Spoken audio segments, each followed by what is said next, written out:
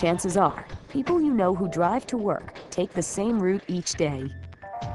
But occasionally, traffic or detours may force them to go a different way. Either way, they get to the same place.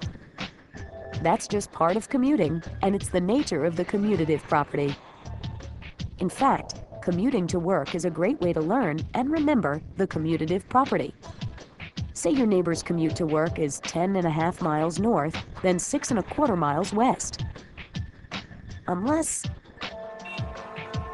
Yep, a traffic jam on that very first road she takes every morning. Looks like it's going to be one of those days. Not so fast. She has another option. Just take a different route. Reversing those movements, she drives the 6.25 miles west, then the 10.5 miles north. And she arrives at the very same place without a stress headache. That's just how the commutative property works. Just like a commute to work, the direction must be the same, but the order of numbers doesn't matter. In math, for operations with a commutative property, you'll always get to the same destination, whichever order the numbers are in. In our example, 10.5 miles north plus 6.25 miles west equals 6.25 miles west plus 10.5 miles north. Same answer, arriving at the office. And the total distance driven is the same too. 10.5 plus 6.25 equals 6.25 plus 10.5, 16.75 miles.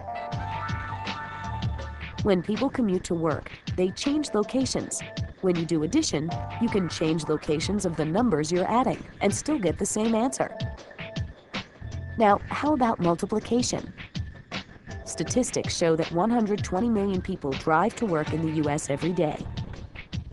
And the average person spends 360 hours a year sitting in traffic.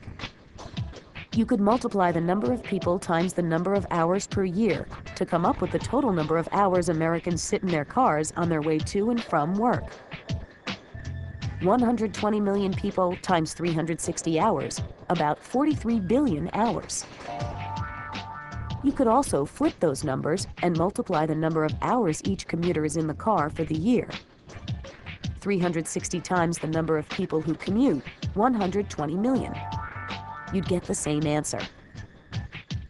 Multiplication is commutative. No matter how you arrange your numbers, you get the same answer.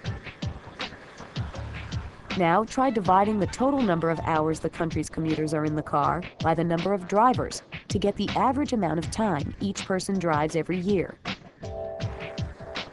43.2 billion hours divided by 120 million people is 360 hours per commuter. But if you flip your numbers around and divide the number of drivers by the total hours Americans spend in their cars, you end up with a different answer, a fraction. 120 million over 43.2 billion. And the answer is much different.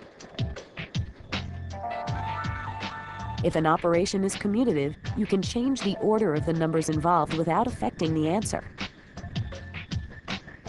Multiplication and addition are commutative. Division and subtraction are not.